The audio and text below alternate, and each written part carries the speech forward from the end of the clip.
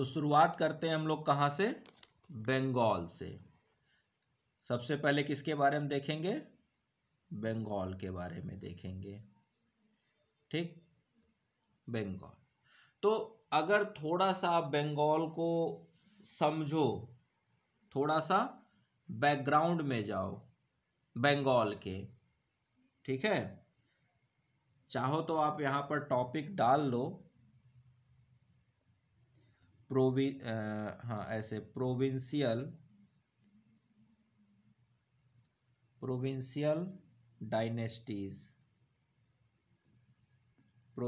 Dynasties of north India.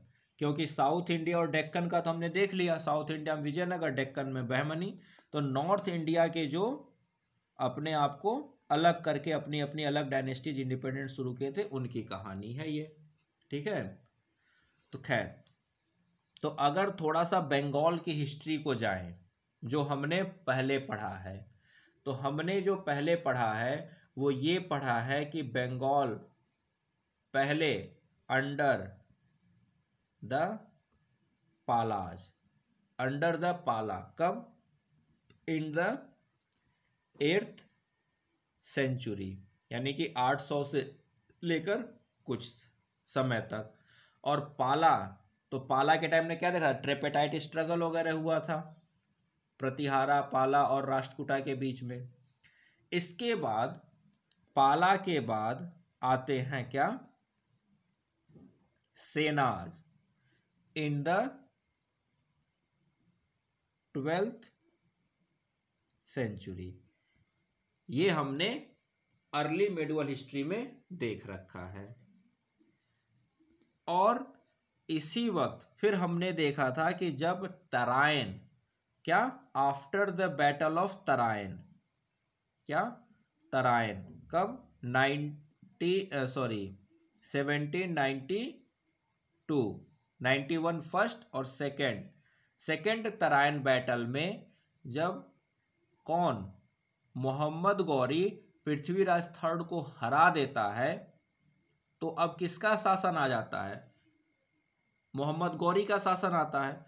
और वो मोहम्मद गौरी किसको? बख्तियार खिलजी, किसको? बख्तियार खिलजी, जो इसका एक कमांडर होता है, इसको कहाँ भेजता है? Send towards Bengal. कहाँ? Send towards Bengal. और वहाँ हमें पता चलता है कि ये उन जो सेना राजा होते हैं उन सबों को ख़त्म कर देता है, उनको वहाँ पर अपना करता है। और क्या करता है? जो नालंदा यूनिवर्सिटी होती है उसकी लाइब्रेरी को आग लगा देता है।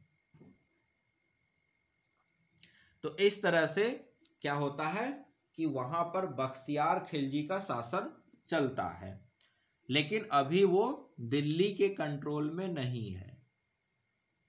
ठीक है, अब क्या होता है कि बख्तियार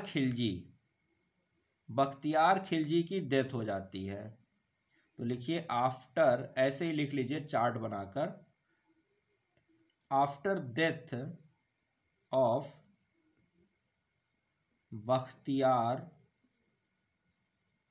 खिलजी कौन आएगा? हिज सन, क्या नाम रहता है? बुखरा खान। क्या नाम रहता है? बुखरा Khan.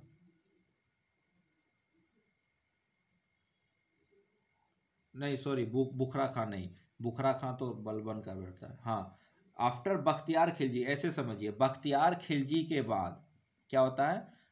After death of Bakhtiyar Khilji क्या करता है?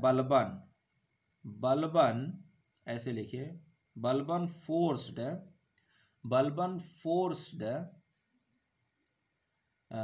द बंगाल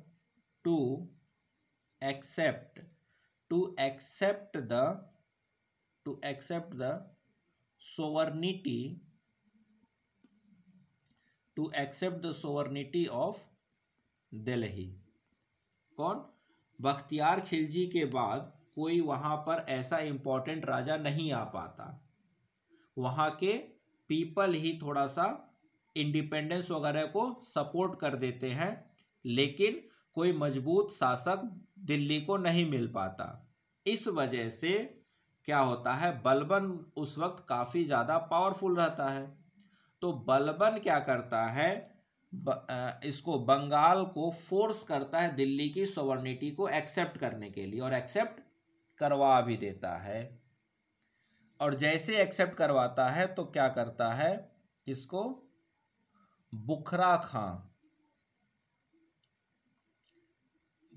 खां को ऐसे लिखिएगा, appointed his son Bukhra Khan as governor of Bengal. तो ये कहानी हमने देखा है बलबन के टाइम पर कि बलबन क्या करता है, जब कहाँ पर नॉर्थ वेस्ट फ्रंटियर को बचाने के लिए अपने दोनों बेटों को भेजता है, जिसमें से एक छोटा बेटा बुखरा खां और बड़ा बेटा। तो नॉर्थ वेस्ट फ्रंटियर में मंगोलों के अटैक की वजह से बलबन के बड़े बेटे की डेथ हो जाती है, और छोटा बेटा जो बुखरा खां रहता है ये क्या करता है, दिल्ली सल्तनत में सुल्तान बनने से मना कर देता है और कहाँ जाता है, बंगाल आ जाता है। ये हमने बलबन की कहानी में पढ़ा है। तो अब जो बंगाल में किसका पावर है, बुखरा खां का, जो खुद बलबन का छोटा बेटा है। अब क्या होता है कि उसके कुछ समय बाद ही बलबन की क्या होती है, डेथ हो जाती है। तो बलबन की डेथ के होते ही ये बुखरा खां क्या करता है, बंगाल को इंडिपेंडेंट घोषित कर लेता है। तो लिखिए, after death of Balban he declared his own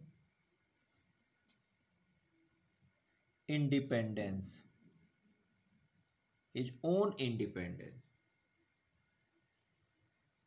तो अब क्या होता है कि बलबन के डेथ के बाद बुखरा खां बंगाल को आजाद करके इंडिपेंडेंट घोषित कर लेता है।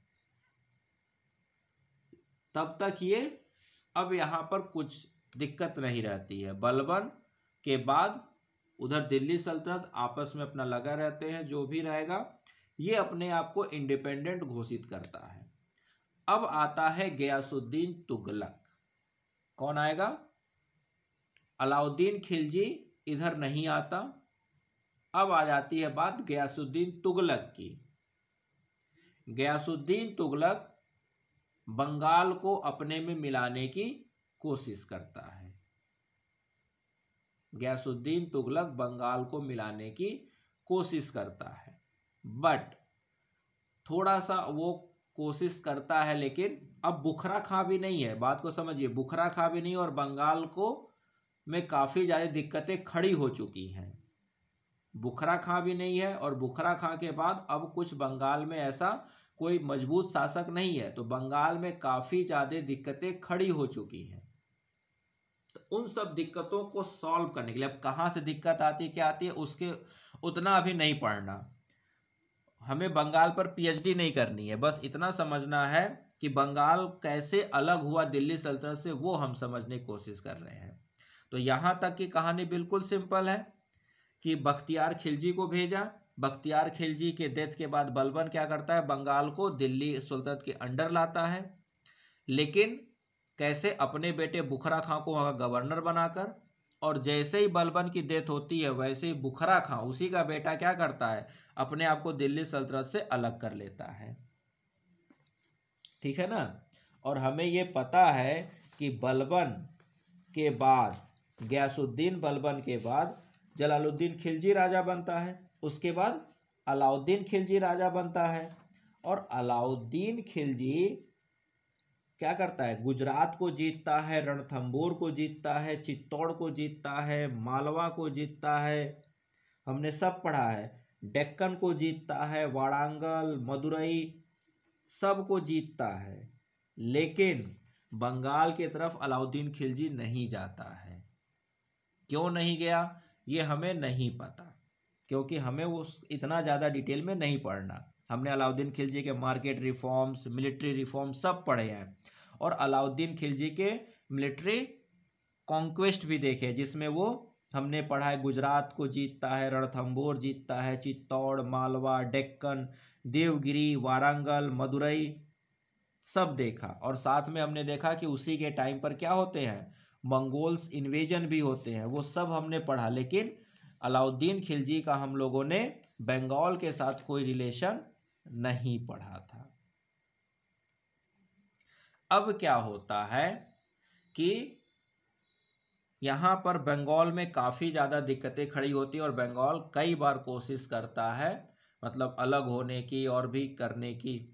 तो जो गयासुद्दीन तुगलक होता है, कौन, गयासुद्दीन तुगलक, जिसका बेटा जौना खां यानी कि मोहम्मद बिन तुगलक।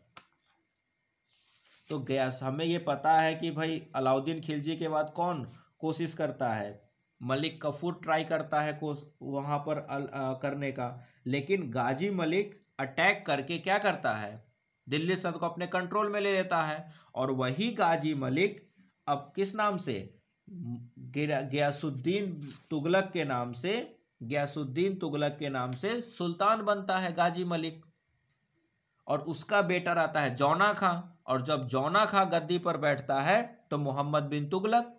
और हमें ये पता है कि वही गयासुद्दीन तुगलक क्या करता है, बंगाल एक्सपीडिशन करता है। कौन, गयासुद्दीन तुगलक, गयासुद्दीन तुगलक बंगाल एक्सपीडिशन। अगर आप जाओगे दिल्ली सल्तनत में पढ़ोगे तो आपको पता चलेगा गयासुद्दीन तुगलक क्या करता है, बंगाल जाता है, और जब बंगाल एक्सपीडिशन करके लौटता है तभी तो वो क्या करता है, लकड़ी का पवेलियन बनवाया रहता है, वुडन पवेलियन, और उसी वुडन पवेलियन गिरने की वजह से गयासुद्दीन तुगलक की उसमें दबकर मौत हो जाती है। हमने पढ़ा ये कहानी, आप दिल्ली सल्तनत में पीछे जाकर देखना कि इस गयासुद्दीन तुगलक के बेटे का नाम रहता है जौना खां। तो जब गयासुद्दीन तुगलक बंगाल एक्सपीडिशन पर जाता है तो वहां सक्सेस होकर आता है, तो वही जौना खां गयासुद्दीन तुगलक के क्या कहते हैं, स्वागत के लिए वुडन पवेलियन बनवाता है, और उसी वुडन पवेलियन में के गिरने की वजह से और दब कर गयासुद्दीन तुगलक की मौत हो जाती है, और राजा कौन बन जाता है, जौना खां, और वो जौना खां अपना नाम रखता है मोहम्मद बिन तुगलक। तो थोड़ा सा पीछे जाकर इसको पढ़िए तो आपको वो कहानी भी क्लियर हो जाएगी। तो यहाँ हमें समझना है कि बाद में गयासुद्दीन तुगलक बंगाल का एक्सपीडिशन यानी कि बंगाल को जीतने की कोशिश करता है, और जीत कर क्या करता है, ही partitioned, sorry, PARTIT, partitioned the Bengal into 3 independent, नहीं, independent administrative, 3 independent administrative divisions. क्या करता है, 3 इंडिपेंडेंट एडमिनिस्ट्रेटिव डिवीजन में बंगाल को डिवाइड कर देता है। क्यों, ताकि बंगाल की पावर कम हो जाए, बंगाल की पावर को कम करने के लिए। और वो इंडिपेंडेंट डिवीजन्स कौन से होते हैं, तो लिख लीजिए, Lakhnauti,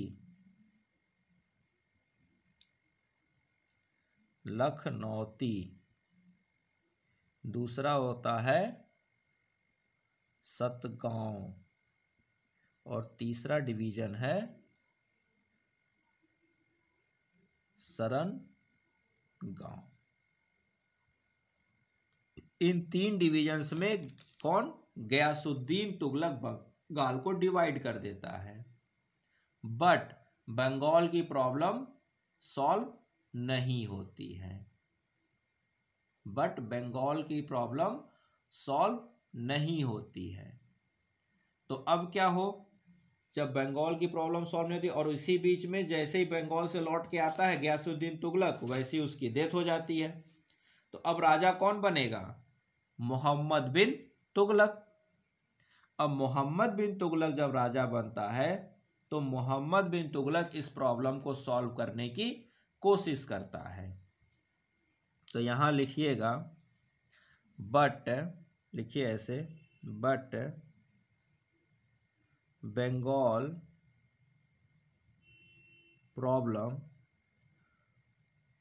problem was not solved and again Mohammad bin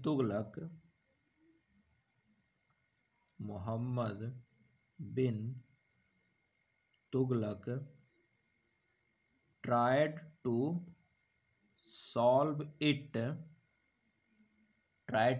solve it या कंट्रोल इट, ऐसे ये try to control it,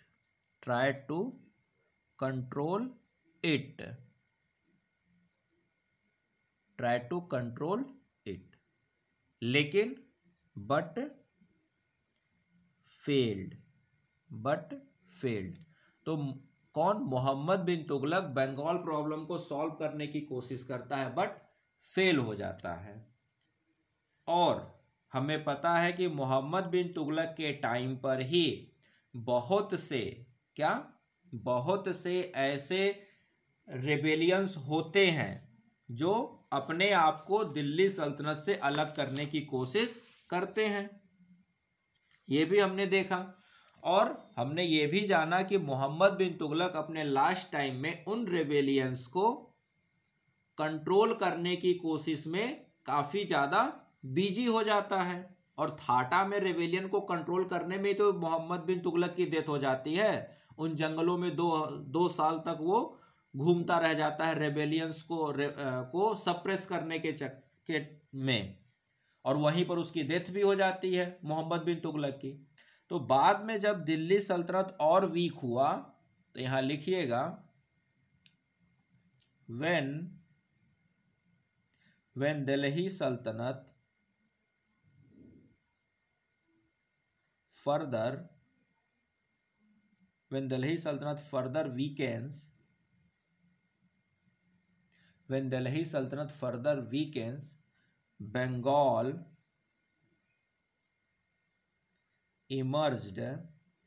Bengal emerged as an independent regional state.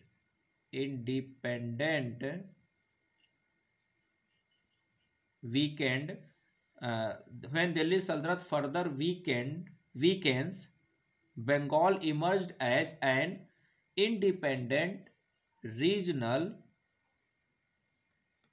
state. तो इस तरह से इन 14th सेंचुरी, तो इस तरह से ये बंगाल की हिस्ट्री है। तो अगर आप एक बार फिर से देखो बंगाल की हिस्ट्री, तो समराइज अगर किया जाए तो स्टार्टिंग कहाँ से है, प्री मेडुअल हिस्ट्री, यानी 18th सेंचुरी से हम बंगाल को समझते हैं। कब से, पाला के टाइम से। हमें पता है कि पाला, प्रतिहारा और राष्ट्रकूटा तीनों के बीच में ट्रिपाटाइट स्ट्रगल होता है, जिसमें बंगाल के ऊपर किसका शासन होता है, पाला का। ट्रिपाटाइट स्ट्रगल की वजह से पाला इतने वीक हो जाते हैं कि वो खत्म हो जाते हैं और बंगाल पर किसका, सेनाज का राज आ जाता है। सेनाज हमारे लिए इंपॉर्टेंट नहीं है, उसके बारे में उतना ज़्यादा हमें नहीं पढ़ना। उसके बाद की जो कहानी ये है, कहाँ शुरू होती है, मोहम्मद इसके साथ, किसके साथ, मोहम्मद गोरी के साथ शुरू होती है। कि मोहम्मद गोरी और पृथ्वीराज थर्ड के बीच में जब सेकेंड बैटल ऑफ तराइन होता है, सॉरी यहाँ 1700 क्यों लिखा, 1191 हुआ ना। सेकेंड बैटल ऑफ तराइन 1191 में होता है, जिसमें पृथ्वीराज सेकंड की हार होती है और मोहम्मद गौरी की जीत होती है। तो ये मोहम्मद गौरी की जीत होती है। तो ये मोहम्मद गौरी अपने एक कमांडर जिसका नाम होता है बख्तियार खिलजी, उसको कहां पर एक्सपीडिशन के लिए भेज देता है। तो वो वहां से चलता है सीधा किधर, बंगाल, उत्तर प्रदेश, बिहार और बंगाल की तरफ बढ़ता है। बंगाल तक जाकर वो रुक जाता है, क्योंकि बंगाल के बाद जो असम वाला एरिया है उस वक्त उसको असम नहीं अहोम कहा जाता था, और अहोम बहुत ज्यादा घना जंगली एरिया था, तो उधर वो नहीं जाता, बंगाल तक रुक जाता है। बंगाल में रुककर वहां पर वो अपने आप को स्टैब्लिश कर लेता है। कौन? बख्तियार खिलजी। बख्तियार खिलजी नालंदा यूनिवर्सिटी की लाइब्रेरी को जला देता है। ये सब हम लोग कहानी पढ़ चुके हैं। वहां के बाद अब बख्तियार खिलजी की डेथ के बाद क्या होता है, कोई इंपॉर्टेंट या कोई उसका वारिस ऐसा पावरफुल नहीं होता। वहां लोकल गवर्नमेंट जो पीपल होते हैं वो अपने आप को इंडिपेंडेंट करने की कोशिश करते हैं। उसी वक्त दिल्ली में किसका शासन रहता है? बलबन का शासन रहता है। ये बलबन क्या करता है, बंगाल को अपने कंट्रोल में लेने की कोशिश करता है। लेकिन होता क्या है कि इसका छोटा बेटा, बलबन का छोटा बेटा बुखरा खां, वो बंगाल उसको गवर्नर बनाकर वहां पर भेजता। वो कहता है कि मैं बंगाल में खुश रहूंगा, और वो गद्दी पर नहीं बैठता। और इस तरह से देखते हैं कि बलबन के बाद दिल्ली सल्तनत पर किसका? खलजी डायनेस्टी का राज आ जाता है। ठीक।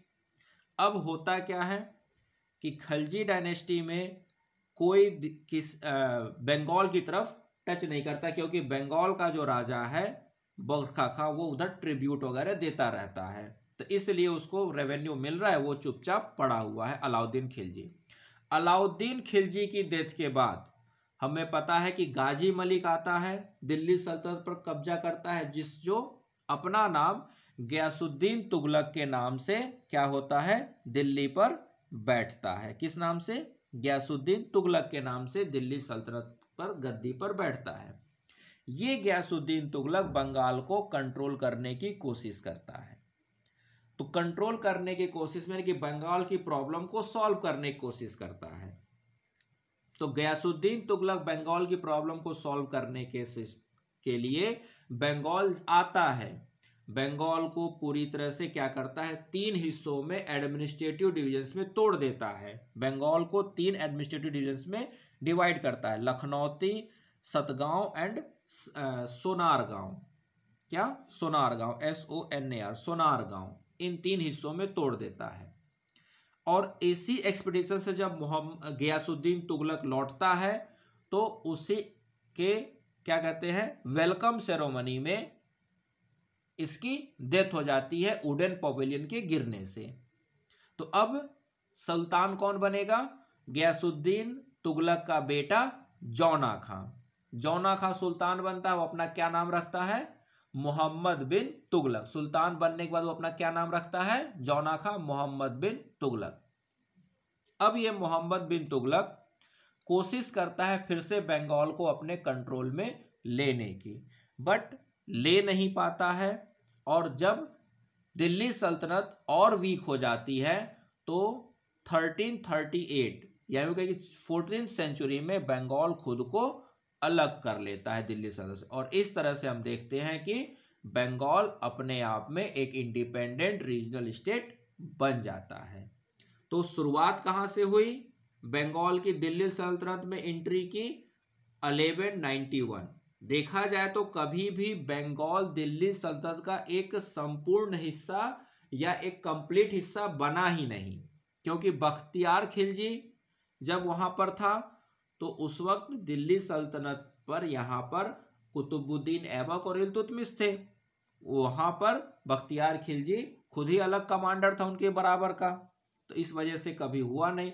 बलबन ने कोशिश किया, लेकिन वहां पर बलबन के टाइम पर बुखरा खां की वजह से कुछ समय तक जो था बंगाल किसके अंडर में आया? दिल्ली सल्तनत के अंडर में आया। लेकिन जैसे ही फिर बलबन की डेथ होती है और उधर बुखरा खां की डेथ होती है, वैसे ही बंगाल फिर से एक तरह से इंडिपेंडेंट ही रहता है गयासुद्दीन तुगलक कोशिश करता है, कुछ हद तक सफल होता है, लेकिन 100% सफल नहीं हो पाता। बाद में उसका बेटा मोहम्मद बिन तुगलक कोशिश करता है, लेकिन तब तक दिल्ली सल्तनत ही इतनी वीक हो जाती है कि बहुत से राज्य दिल्ली सल्तनत से अलग हो जाते हैं। उसमें से एक बंगाल भी अपने आप को इंडिपेंडेंट रीजनल स्टेट के नाम पर अलग कर लेता है। तो इस तरह से हमने देखा कि बंगाल कैसे दिल्ली सल्तनत में गया और फिर कैसे दिल्ली सल्तनत से बाहर आ गया। अब इसके बाद बंगाल की हिस्ट्री शुरू होती है कि बंगाल अब आगे कैसे बढ़ेगा। यहां तक समझ में आई बात? अगर यहां तक पूरी बात समझ में आ गई, कहानी समझ में आ गई, तो अब इसको रब कर रहा हूं, इसके आगे कहानी अब देखेंगे। ठीक है।